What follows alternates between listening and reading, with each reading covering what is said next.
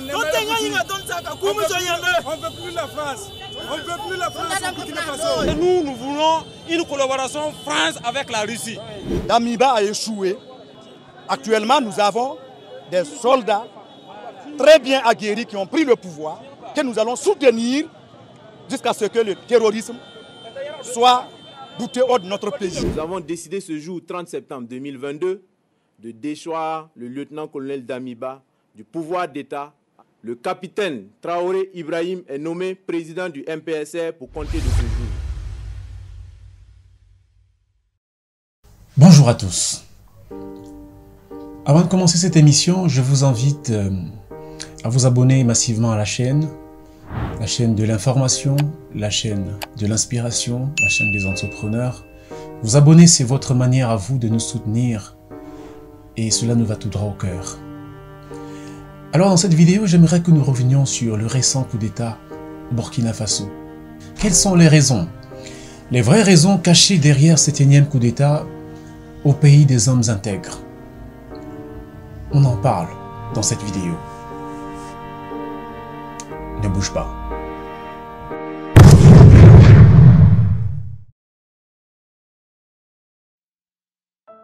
Nous avons décidé ce jour 30 septembre 2022 de déchoir le lieutenant-colonel Damiba. Le 30 septembre dernier, le Burkina Faso a connu son second coup d'État en 8 mois. Le lieutenant-colonel Paul-Henri Damiba est arrivé au pouvoir en janvier des suites d'un coup d'État. Il a été à son tour démis de ses fonctions par les militaires sous la houlette du capitaine Ibrahim Traoré, le nouvel homme fort au pays des hommes intègres. Depuis son indépendance en 1960, le Burkina a connu au total 9 coups d'État dont 8 réussis. Depuis l'indépendance, tous les mandats des différentes autorités se sont terminés par des coups d'État dans le pays. Les événements du 30 septembre ne sont donc que répétition d'une vieille tradition. Mais, tout bien considéré, on est en droit de se demander pourquoi ça se répète. Quel est le problème? Quelle est l'origine du mal?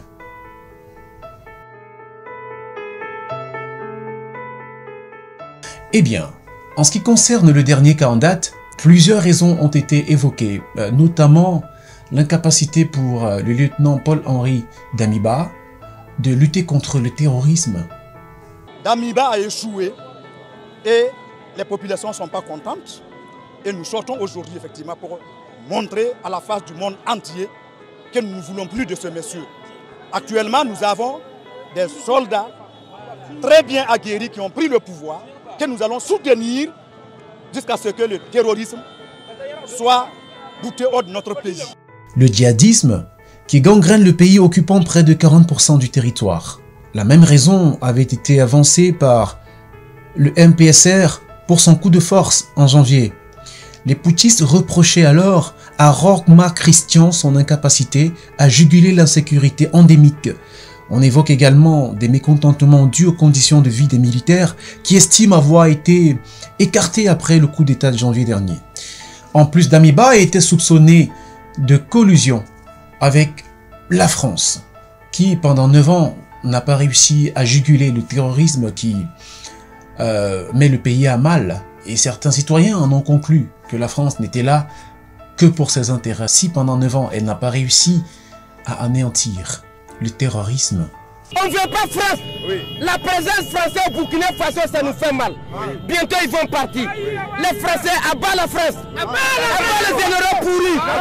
Abattent les colonels pourris. Parce qu'on veut celui qui veut sauver le Burkina. Si les Européens pouvaient sauver notre pays là, ça n'aurait pas à se retrouver ici. Le dernier putsch a suscité une liesse collective dans les rues. La joie était à son comble. Chez beaucoup de jeunes, l'initiative est à saluer d'autant qu'elle permet au Burkina Faso de s'autodéterminer, de choisir ses partenaires qui veulent réellement l'aider à sortir du labyrinthe sans issue de la misère et du sous-développement. Et ce partenaire, aux yeux de nombreux jeunes, n'est autre que la Russie. Pour preuve, dans la foulée du coup d'État du 30 septembre dernier, des jeunes se sont pris à la barrière qui protège l'ambassade de France. Il y a eu des casses et certains jeunes dans la rue brandissaient le drapeau russe en triomphe. On ne veut plus la France. On ne veut plus la France au Burkina Faso. Nous voulons une collaboration France avec la Russie. C'est pour cela que nous tenons les trois drapeaux, le drapeau russe, malien et burkinabé. La France, de son côté, elle, s'en défend en convoquant ce que ça lui coûte, son intervention dans les guerres et les conflits qui minent l'Afrique. L'armée française, à la demande de l'État malien et de la CEDEAO, est restée pour protéger. Et si aujourd'hui il n'y a pas un califat territorial au Mali, c'est parce qu'il y a eu l'armée française et que des dizaines de nos enfants sont morts sur le sol africain pour lutter contre le terrorisme. Non sans montrer du doigt la Russie comme étant devenue par des campagnes de désinformation un catalyseur du sentiment anti-français dans l'espace francophone. La Russie est l'une des dernières puissances impériales coloniales. Elle décide d'envahir un pays voisin pour y défendre ses intérêts. C'est ça la réalité. Quand vous les voyez poindre leur tête chez vous, n'y voyez pas autre chose. Même s'ils vous tiennent le discours inverse. Certains n'en veulent pour pied sa conviction que le communiqué du patron de Wagner, Evgeny Prigojine, qui a salué à son tour le putsch réalisé le 30 septembre dernier. Jusqu'en janvier dernier, le peuple du Burkina Faso était sous le joug du colonialiste qui pillait le peuple. Le capitaine Traoré et ses hommes ont fait ce qui était nécessaire, et ils l'ont fait uniquement pour le bien de leur peuple.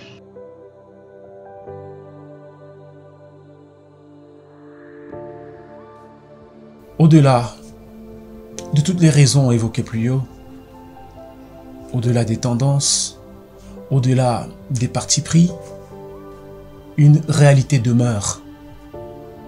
Le Burkina Faso fait partie des 20 pays les plus pauvres de la planète. Selon Global Finance, qui s'appuie sur les données du FMI de la Banque mondiale, le Burkina Faso a un PIB, autrement dit le pouvoir d'achat, de 988 $ par habitant. Pourtant, le Burkina est un pays en voie de développement où l'agriculture représente 39% du produit intérieur brut et occupe 80% de la population active. Il s'agit principalement de l'élevage, mais également et surtout dans le sud et le sud-ouest, de cultures de sorgho, de mil, de maïs, d'arachide, de riz. Il a été le deuxième producteur africain de coton, derrière l'Égypte malgré l'aridité des sols. Le pays était à la première place du palmarès des 7 premiers producteurs africains de coton au milieu des années 2010. Le Burkina, retenez votre souffle, est le 5e producteur mondial d'or. L'or d'ailleurs présente le plus grand pourcentage de ses exportations. Et c'est l'une des raisons pour lesquelles les djihadistes veulent avoir la main mise sur une partie du territoire.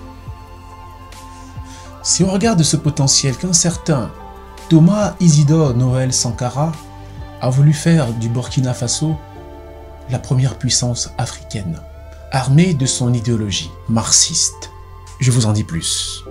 En effet, le 4 août 1983, Thomas Sankara effectue un putsch et instaure le Conseil national de la Révolution, d'orientation marxiste.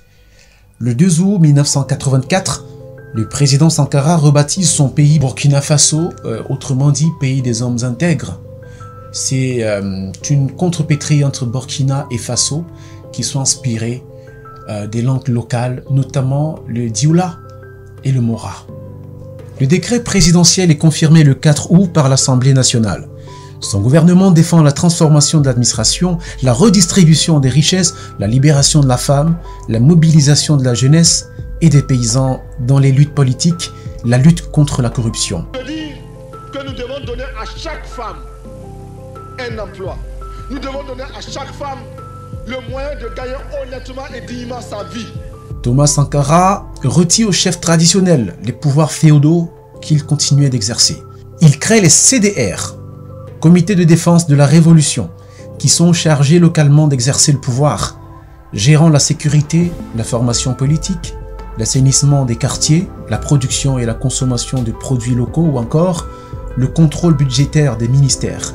Cette politique visait à réduire la malnutrition, la soif, la diffusion des maladies, grâce aux politiques de vaccination commando, notamment des enfants, burkinabés ou non, et l'analphabétisme grâce aux opérations Alpha. À cette époque, les dépenses des fonctionnaires diminuent pour renforcer les investissements. Les salaires sont pensionnés de 5 à 12%, mais les loyers sont gratuits pendant toute l'année. En 1986, le Burkina atteint son objectif de 2 repas et de 10 litres d'eau par jour et par personne. Le gouvernement mène des projets de barrages alors que les paysans construisent parfois eux-mêmes des retenues d'eau. Thomas Sankara critique également le manque d'aide de la France, dont les entreprises bénéficient pourtant en majorité des marchés liés aux grands travaux. Symboliquement, une journée du marché du masculin est instaurée pour sensibiliser au partage des tâches ménagères. Sankara avance aussi l'idée d'un salaire vital, prélevé à la source d'une partie de salaire de l'époux pour reverser à l'épouse. Mais il sera stoppé net, dans son élan, dans son ascension, le 15 octobre 1987, par son frère et ami, que voici. Et depuis ce jour, comme avant cette date, le Burkina n'a fait qu'enchaîner des coups d'État. Péché originel? Une chose est sûre, la maxime « qui tue par l'épée, mourra par l'épée » s'applique mal au cas du Burkina Faso, parce que les raisons sont tout autres. Peut-on vraiment espérer le développement là où règne corruption, malgouvernance, injustice, terrorisme entretenu, guerre civile, manque de leadership et de vision? Peut-on seulement espérer le développement face à cette combinaison de facteurs? À mon avis, voilà ce qui explique le problème de la plupart des pays d'Afrique, au rang desquels le Burkina Faso, le pays des hommes intègres, devenu, pour emprunter à la populace, le pays des hommes forts. Cette émission arrive à son terme, merci de l'avoir regardée. J'espère qu'elle vous aura plu. Qu'est-ce que vous pensez de la situation qui règne au Burkina Faso? Vous pouvez lâcher votre avis en commentaire, abonnez-vous à la chaîne, activez la cloche de notification sauf si ça n'est déjà fait. Et surtout, partagez cette vidéo autant que vous pouvez. Je vous dis à très bientôt.